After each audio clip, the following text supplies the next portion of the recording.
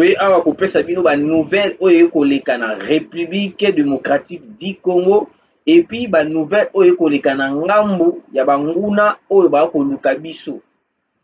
Banguna oyo bakoluka biso ezali banani? C'est les Rwandais oyo bazali en complicité avec Kagame. Bandeko nanga, je vous ai dit sur direct mususu utaki koleka ete que non. L'émission c'était prévu tout ça là yango na maître Joël Kitenge, mais maître Joël azana ba contre-temps. Maître Joël azana mo makambo ebele. Alors, habituez-vous avec moi, je m'appelle Messi Rabi Matondo, vous êtes les journalistes Rabi Matondo. Bon, continuez pour s'abonner massivement sur votre chaîne pour na koyeba na kopesa lisusu force na chaîne oyo bo continuer bo partager. La nouvelle vient de tomber bandeko na ngai. Matanga na Gisenyi. Matanga na Gisenyi. Bandeko na ngai tokosala une petite analyse. Tofungoli parenthèse muke. Déjà, vous avez compris, ou soit, on avait fait une révélation na direct Oyeuté Koleka pour vous éclaircir, pour vous dire que non, comment est-ce que Francine Muyumba avait porté plainte contre Batunyo, surtout ba dénoncaki ou soit Batunyo, surtout ba bimisa qui secret na en poissa. Et puis ce qui est bizarre, Ezanine, vous portez plainte contre Batu Oba Kolobanao Mabe, mais vous êtes la première personne à comment je peux dire, yako s'imposer na ba propos ya Mokonza Mboka, yako telem la Mokonza Mboka Francine Muyumba. Mais comment est-ce que aujourd'hui monopole, aujourd'hui les devants yako porter plainte contre bateau bako dénoncer alors que tout ce que les gens disent sur vous est la vérité. Rencontre ya Francine Muyumba na bato ya AFC. Na bato ya AFC. Est-ce que Francine Muyumba peut nous dire rencontre na yena batu ya AFC ezalaki pourquoi pona kosolola nini et puis ezalaki pona nini? Bandeko nanga, les choses ekomi kokende mbutu mbutu. Ba impérialiste ebele bato nyonso oyo tu bazoko boule ou soit bango bazana ba idée ya mabe pour déstabiliser la RDC. La plupart bazo à la démasquer et puis tant ba ko za la dénoncer ba komi ko porter biso ba plainte o te bota la gêne wana azolo babou. C'est parce qu'ils ont compris que non ba plan na bango ba complot na bango loko les autres à la démasquer ndenge to ko déstabiliser bango médiatiquement ne ba komi na niveau ya ko komaka ko porter la ka biso plainte. Francine Muyumba, sénatrice, maman, et si tu n'es pas dans le plan de l'ennemi, si tu n'es pas dans le plan de comploter avec l'ennemi qui est l'agresseur, Ozali, bato va se rebeller contre la RDC, bato lokola Corneille Nanga, bato lokola ba Jean-Jacques Mamba. Si tu n'es pas avec eux, alors pourquoi vous avez porté plainte na ba allégation ou soit na nyon surtout au watu ba koloba? Alors nous avons vite compris que non, Francine Muyumba, il est complice avec bato o ba koluka kosa la RDC mabi. Bande konanga. Boss kizenga parce que la lumière ils ont bougé moi muké. Alors Francine Muyumba a porté plainte contre bato o ba koluka kosa la bazoko bimisa ba vérité sérieux parce que moi ngala komona yango lokola kobenga yango ba vérité parce que au moment où nous sommes toza lisusu na tante to lekisaka ba actualité soit to lekisaka ba info kaka boye to yoki info mo beto tiki yango to moni photo moko boye avec l'ennemi to zi to tiki yango na minute o to komi vigilant makasi parce que tozo risquer to mona pe boye lelo to lobi boye sa malukonde a compléter na ennemi. Le lot tolobi to moni boye moto oyo azata na sang ya ba étranger te mais akomi ko coopérer na ba ennemi. C'est pourquoi il faut tozala très vigilant na bato nyonso tout oyo baza ko entourer mokonzi ya mboka. Et puis na bato nyonso tout baza na ba institution à l'état et puis na bato nyonso tout baza na kati ya baza ko sala mosala pona mboka parce que la plupart d'entre eux bandimi kozala corrompu par l'ennemi, kozala corrompu par les États-Unis, kozala corrompu par la France pour déstabiliser ba pays na bango moko. Batu lokola tokozwa exemple oyo nakopesa bino simple bandeko na nga. Moto lokola Franck Diongo, une personne qui est congolais de sang, mais il se permet de se rebeller contre la République. Aussi moto lokola Corneille Nangaa, moto oyo toyebi kazali congolais de père et de mère, mais il se permet de se rebeller contre la République démocratique du Congo. Alors expliquez-nous un peu. Est-ce que moto lokola Corneille Nangaa, un congolais de père et de mère, peut collaborer avec Corneille Nangaa? Tandis qu'il est là pour déstabiliser la République, tandis qu'il est là pour comploter à renverser le pouvoir en place qui est le pouvoir de Félix Antoine Tshisekedi, le pouvoir où ils allaient faire avancer Mboka. Lelo yo na 18 ans Hippolyte Kanambe Kazembe et Kabila toyebaka te que c'est Kagame qui agresse l'Est de la République. Mais à travers Félix Antoine Tshisekedi, nous avons vite compris que non, c'est Kagame qui est l'agresseur de l'Est de la République démocratique du Congo. Alors comment est-ce qu'une personne de bonne foi, oyo luka bolamu ya mboka na ye, bolamu ya population congolaise bazala kimia, mais il y a des gens oyo bakomi ko comploter, bato lokola ba Francine Muyumba, bato lokola ba Franck Diongo, bato lokola ba Jean-Jacques Mamba, bato lokola ba Moïse Katumbi, bato lokola.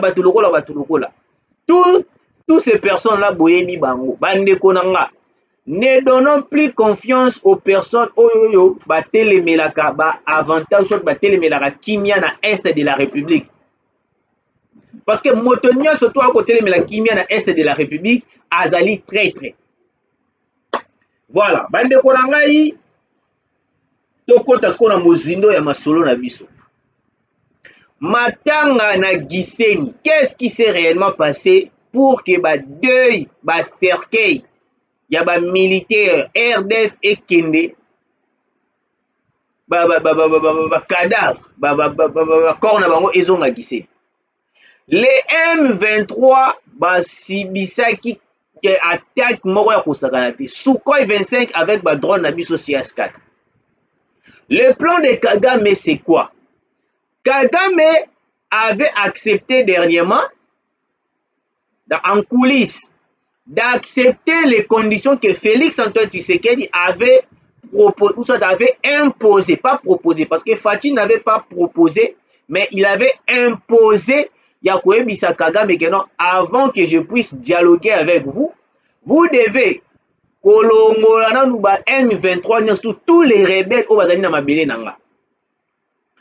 Nabandeli, le président Félix Antoine Tshisekedi avait imposé à Kagame,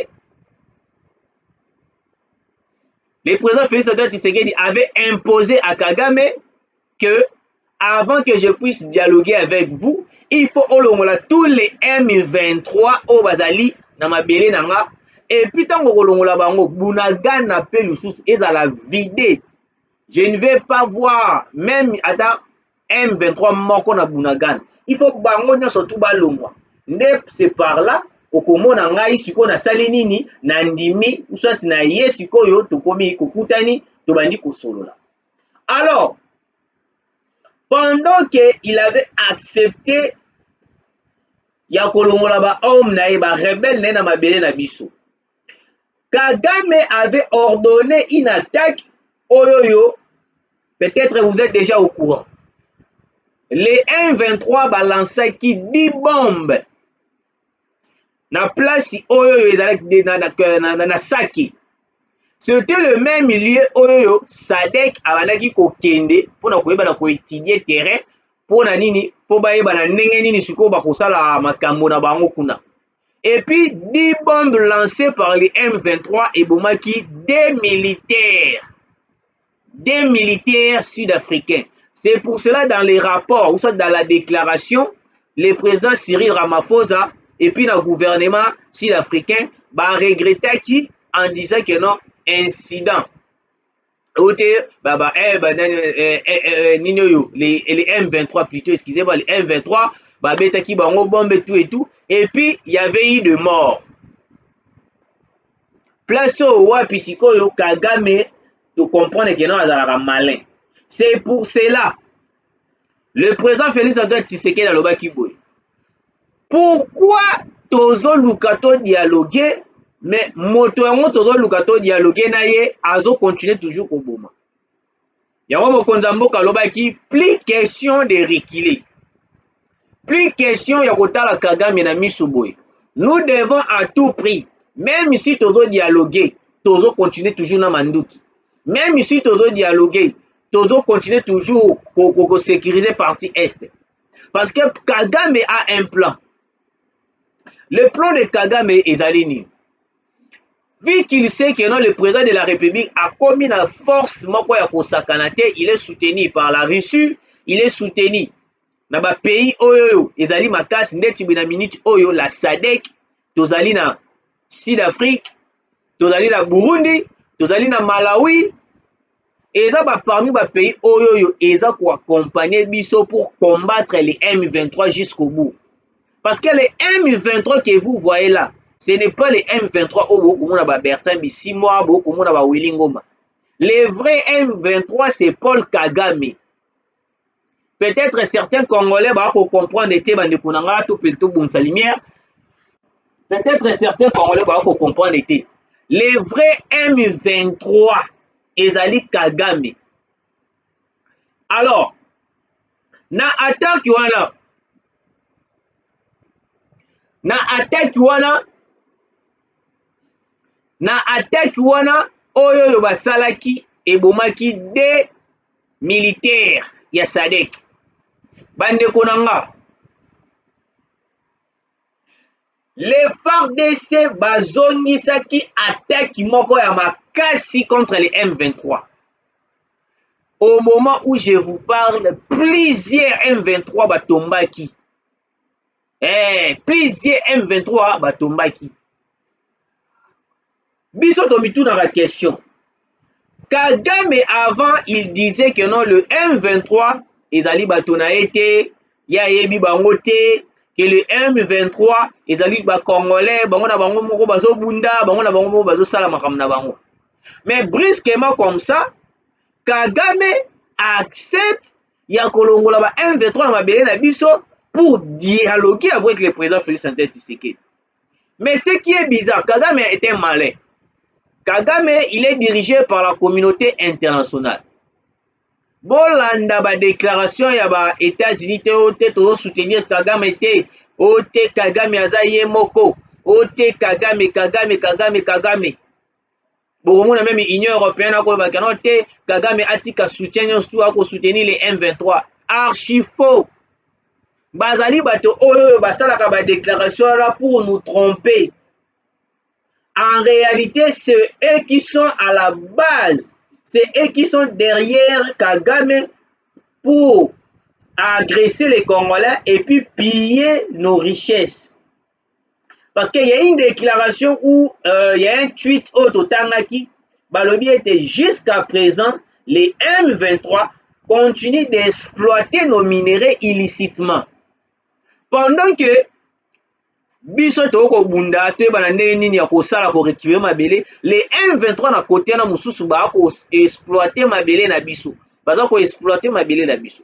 Alors yango monaki tango bango ba lansaki 10 bombes et kendaki ko toucher ba militaire ya SADC, les FARDC ba réplikaki yango moni les M23, plus de 200 morts du côté des M23, plus de 200 morts.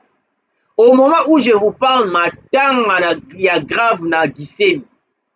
Kagame a un plan tout comment est-ce qu'il va faire cette fois-ci pour renforcer encore les M23 et puis aille attaquer. Parce que Kagame ndenga zali bongo, Kagame ndenga zali bongo azanga ba stratégie te.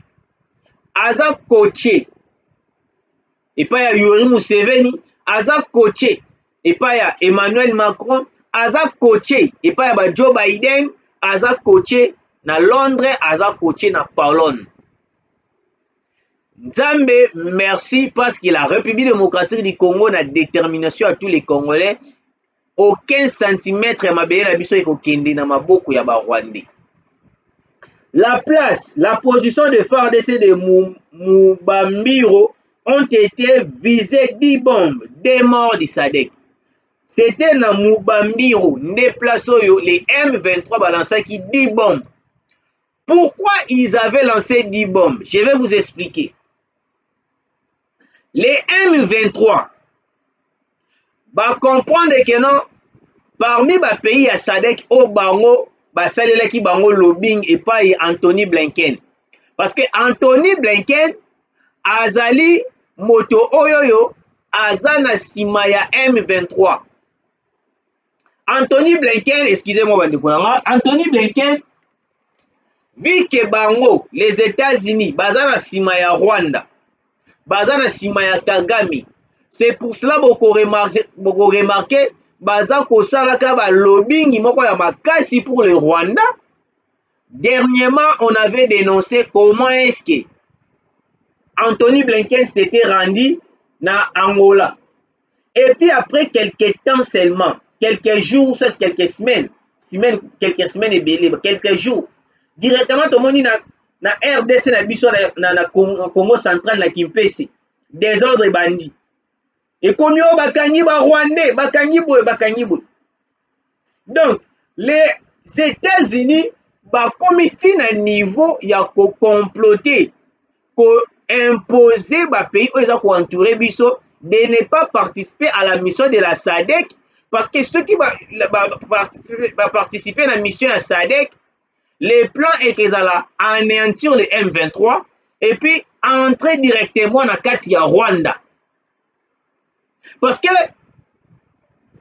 c'est, comment je peux dire, il a une détermination à président Félix Antoine Tshisekedi. Cette fois-ci, toko viser le sous-souki la tête, on doit maintenant viser la tête. Maintenant, la tête est à Wapi. La tête, c'est Kagame, la tête, c'est Rwanda. C'est pour cela, tant que cette fois-ci, nous allons déclarer directement la guerre avec le Rwanda, nous allons bombarder. Tout le monde qui directement la Pologne s'est levée pour dire que non, Motonio surtout, à Kolinga Abeta, Rwanda, biso tozana ye, toko soutenir ye, bah monaki déjà place au Wapi, parce que pendant que le président de la République a mené la déclaration, il y avait une délégation de la Russie, batindaki bango ana mabie na biso. Batindaki bango ana mabie na biso. Pourquoi batindaki bango ana mabie na biso une délégation de la Russie? C'était pour parler de la situation sécuritaire de l'Est de la République. Le président Poutine a lobby boy. Félix Antoine Tshisekedi, loba oyo za nango besoin, soutien nini olingi tosala pour vous soutenir, pour terminer la guerre de l'Est de la République. Parce que au moment où nous sommes, guerre na biso oto kosala, eza lisusu te ke no toke sumba manduki to bimisi mbongo. Parce que les États-Unis, la communauté internationale de l'Union européenne, bazelaka biso toke somba minduki, ba bloquer ba compte na biso, ba loba ke no te, mbongo eza bloqué, mwebo somba minduki eza te bozela don. Au moment où nous sommes, toza na tente ya kosomba minduki na mbongo. Il suffit de négocier avec le pays qui est en train de vendre ba minduki. Toyebisi oye ozui coltan. To signer contrat ozui coltan obesi biso manduki. Oyezali sophistiqué pour terminer les M23 et le Rwanda et Kagame. Toza sous la tente to débloquer mbongo 10 millions, 10 milliards. Toke soma manduki te. Vous voyez la Russie. La Russie, contrat oyo toko signé na ye, to accord oyo to signé na ye, ezali te contrat ya kopesa ye mbongo apesa biso minduki. Toyebisi lokola yo za na Satan de, parce que minéré oyo esalaka Satan de eza awa na RDC. Okoya ozwi minéré na yo, toyokani yo pesa biso ka manduki oyo eza sophistiqué. Biso pe to en finir avec les Rwandais. Parce que millions de milliers, ou soit millions morts, ou bakufi na Est, baleki Kagame aza na valeur te koleka bango. To lelo soki to bombarder Kigali, soki 1000 personnes bakufi et que ba na valeur makasi koleka ba millions de Congolais ou bakufa. Te. Cette fois-ci, la paix a changé de camp. nous allons frapper. Et puis notre frappe que nous allons frapper, ça sera très fort. Et puis même la communauté internationale va nous blâmer. Parce que tokobeta te poto kamawa, mais tokobeta jusqu'au point que non, même la communauté internationale va déclarer, même la Russie a kobeta boété. Et puis, il y a une nouvelle que je vais vous annoncer. Au moment où tozo ko négocier ou soit tozo ko luka ba solution nyonso tout. 250 drones commandés na Russie et puis na Turquie. Et na Chine plutôt. Eh, nayebisaki bino ke non, le président de la République va déployer des drones militaires CH4 pour contrôler la situation aux ezali na frontière na biso na Rwanda. Parce que les Rwandais, les M23 pensaient que non, ba drone na biso ezali ba drone moko ya ba drone moko photographique et kangaka bango ba photo et filmaka bango, ils pensaient cela. Alors que les drones CH4 eza ba drone militaire capable de bombarder même Kigali. Chaque drone CH4 ils ont contenir 8 missiles. Maintenant, admettons, de déployer 10 drones. 10 drones CH4. Ce qu'on met, c'est 8 fois 10. 8 fois 10. Et puis, c'est combien? 10 drones, voilà. Pour chaque drone, ils ont contenir 8 missiles. Ce qu'on met, c'est 8 fois 10. Tozana ba missile ebele capable de bombarder, d'anéantir le Rwanda, d'anéantir Kigali. Bato o bakufi na est de la République, Kagame aleki bango na valeur te. Bandeko nanga, condition o mokonzi ya mboka apesaki Kagame avant de dialoguer avec Kagame. Parce que ezalaki processus o mokonzi ya mboka akendelaki na Rwanda basolola yebi ke non, nandimi ko dialoguer na Kagame. Mais soki na ko dialoguer na Kagame à une seule condition. Il faut alongola tous les M23 na mabele nanga et puis ngai na kokende ko dialoguer na ye. Et puis kolongola tous les M23 ezate ke non balongwe na ba Kichanga balongwe te bango nyonso même na Bunagana il faut balongwa. Simbelanga lumière wana pepela. Alors bandeko nanga,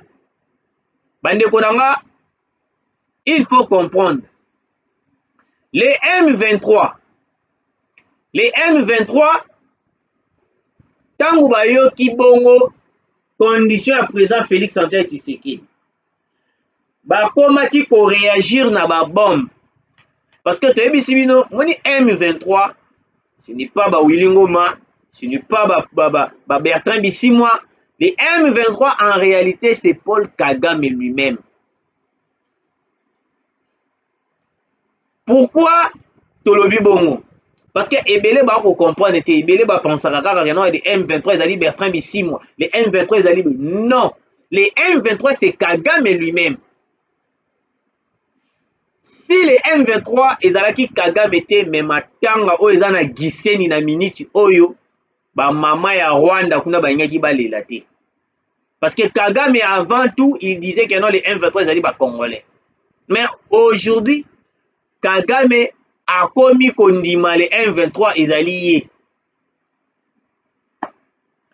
Bandeko nanga plusieurs corps de M23 transférés na Rwanda. Frappe aérienne ya Sukhoi 25 avec CH4 et pilonner tous les M23. Et pilonner tous les rebelles. Maintenant, quelle est la position de Corneille Nangaa? Corneille Nangaa nous disait ceci. Nazoya Kinshasa, nazoya ko renverser pouvoir, nazoya tosala boy, nazoya tosala boy. Pourquoi Corneille Nangaa insistait toujours que non, azoya Kinshasa pour renverser le pouvoir du président Félix Antoine Tshisekedi? Corneille Nangaa savait que non, au sein na kati ya Kinshasa, il a de pions oyo ko permettre et faciliter ba ko renverser président Félix. Quel est le pion de Corneille Nangaa awa na Kinshasa? Bandeko na nga bo partager na émission. Je vais citer tous les noms ya ba complice au Corneille Nangaa azana bango o ba ko boule ba renverser le président Félix. Partagez d'abord l'émission, nous sommes en direct. Partagez l'émission, écrivez-moi sur vos commentaires. Na loba na citer ba kombo tonatika. Boko melanga na ba commentaire na yeba parce que peut-être musu bo linga te na citer ba kombo. Soki bo linga na citer ba kombo ya bato o bazana complicité avec Corneille Nangaa pour déstabiliser le pouvoir du président Félix Antoine Tshisekedi. Écrivez-moi sur des commentaires. Boko melanga biso na ba commentaire. Si vous voulez que non to bimisa secret à Corneille Nangaa bato oyoyo bazali cité na complicité pour renverser président Félix. Écrivez-nous sur les commentaires. J'attends vos commentaires. Natanga ba kombo na bango to na tika. Toto les gana biso na sujet mususu. Bandeko nanga. Corneille Nangaa azana bato oyoyo bana Kinshasa awa pona koyeba na kosala plan ya ko renverser pouvoir en place. C'est pour cela que je pose la question, nous sommes en direct bandeko nanga. Nayebisa bino tona tangela bino ba kombo ya bato oyo bazali en complicité à la Kinshasa vers Corneille Nangaa pour déstabiliser le pouvoir du président Félix. Tonatika tokina biso na sujet mususu. Si vous êtes d'accord que na cité ba kombo ya bato oyo baza complice na Corneille Nangaa, écrivez-nous sur les commentaires. Mathieu Balouki.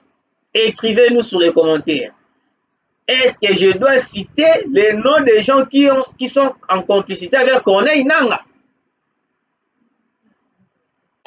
Bandeko nanga, est-ce que totanga ba kombo ya bato baza complicité na Corneille Nangaa totanga te? Bokomela biso na commentaire. Tozela kaka commentaire na bino.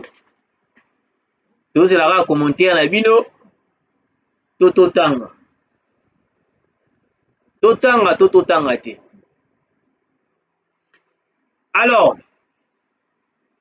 bandeko nanga, je vais vous dire, ou soit je vais vous citer des noms phares, bato o bazali ba pion avec Corneille Nangaa. Les gens o baza pour comploter contre la République. Je vais vous citer les noms des gens qui sont en complicité avec Corneille Nangaa baza awa na Kinshasa. Plan na bango ezali nini?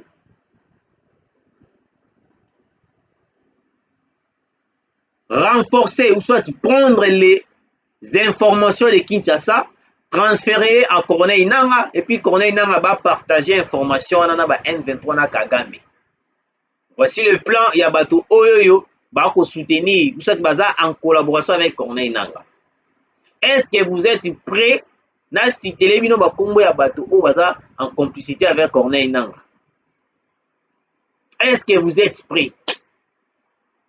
Bandeko nanga, moto ya liboso tout d'abord oyo biso to soupçonnaki, c'était Francine Muyumba, la sénatrice, la femme qui parle très bien le français. La femme qui a toujours contesté le président Félix Antoine Tshisekedi. La femme oyo atikala jamais kozala d'accord na président Félix Antoine Tshisekedi. Atikala jamais kondima président Félix Antoine Tshisekedi. Francine Muyumba. Pourquoi seulement au moment où nous voulons attaquer le Rwanda, nous voulons anéantir le Rwanda, Francine Muyumba se permet de rencontrer les AFC de Corneille Nangaa? Bandeko nanga, rencontre ya Francine Muyumba na AFC ya Corneille Nangaa. La vérité est claire.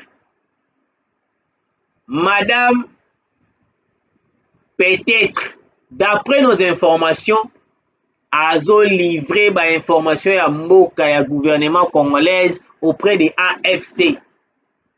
Comment est-ce que le AFC bazali contre la République, bazali avec les M23, bazali avec bato o ba nga baboma mboka, Mais madame la sénatrice se permet de rencontrer bato wana komona na bango kosala bakalin kosolola.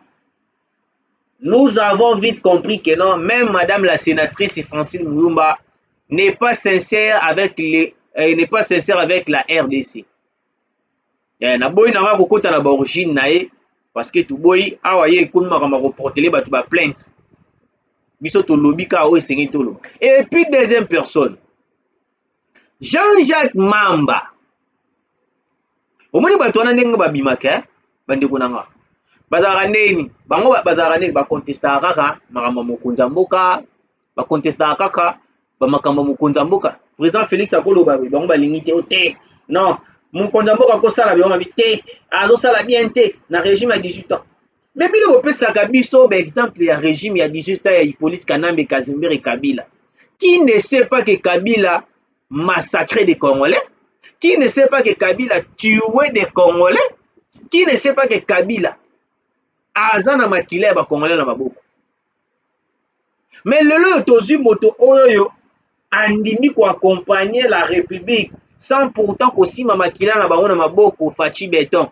Mais vous nous parlez encore de Hippolyte Kanambe Kazembere, l'homme qui a signé des accords avec les M23 en cédant la partie Est entre les mains Rwandais, en cédant la partie Est entre les mains des Occidentaux, oyo lelo ekomeli biso problème.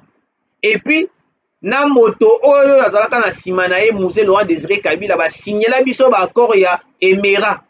Ale Kabila, Hippolyte Kanambe Kazembere, ole atikata, toyebisaka bino étranger soki bate wana adirige akozala na souci ya mboka na mboka wana te koleka bakolo mboka. Ndenge moko na Kabila. Bon, ndenge moko na Kabila. Kabila, vu qu'il était étranger, atikala jamais kozala na souci ya RDC. To poser question. Pendant que Kabila était au pouvoir, soldats bandaki kofutama combien? Policiers bandaki kofutama combien? Enseignants bandaki kofutama combien? Soyons d'abord des réalistes quand même. Malgré tout boite, Tshisekedi akozala mabe na ye. Tshisekedi o ayibi akoyiba. Mais to réaliser nanu makambo comme il faut. Régime ya 18 ans. Enseignants bandaki kofutama combien? Policiers bandaki kofutama combien? Militaires bandaki kofutama combien? Est-ce que na régime ya 18 ans tozalaki na liberté d'expression na démocratie ndenge toza nango lelo? C'est pour cela moi je dis que non, tous les Congolais au balobaka ke Kabila zonga, ce sont des inconscients. Parce que moto lokola nga soki na loti ndoto ke Kabila zongi na lamuki na sutuki na pongi na bandi kosala ba déclaration na bengani molimo nyonso ya retour ya Kabila. Parce que soki Kabila zongi eza lokola tozongi lisusu na bowumbu. Eza lokola tozongi lisusu na bowumbu. Les Congolais de père et de mère, soyons vigilants, respectons les règles ezali nini. Moto nyonso tu oyo omoni azali suspect tout autour na bino, il faut qu'on dénonce ye. Parce que au moment où nous sommes, armée na biso ekomi kokende liboso, banguna pe bazo profiter ko infiltrer biso. Yango moni mokonzi ya mboka alobaki infiltration ezali makasi na mboka na biso. Pour gagner la guerre, esengaka pe infiltration ezala makasi te. Soki bozali infiltré par les mêmes agresseurs oyo aza kokombattre bino, boyeba ke non, bokolonga guerre mbala moko te. Bokolonga guerre mbala moko te. Bandeko nanga, vous qui nous suivez de partout, tozalaki na esengo ya kopesa bino actualité oyo, émission oyo. Maître Joël Kitenge aza na difficulté par rapport à l'absence na ye.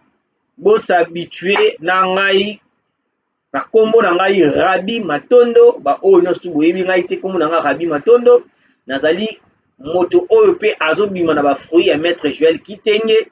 Soki bomoni ete bomoni nga bo continuer kaka kolanda. Soki erreur ezali bokomeli biso ke non tende kosala ki erreur, soki ya phrase, soki ya eloko biso eloko be eko pousser biso lisusu to kende musika. Alors to lancer pe appel na ba ope ba ko soutenir biso na moi micro, na moi téléphone, na moi cravate, moi ordinateur ko sunga biso pe kitoko parce que boyebi na ba condition auto ko travailler mo numérique kati mo boy mais soutien na bino et kozala le bienvenu na kati chaîne na biso. Voilà otonga toyebisa bino yango wana botikala malamu soki actualité eye continuer toujours ko lancer yango. Restons vigilants pour protéger la RDC.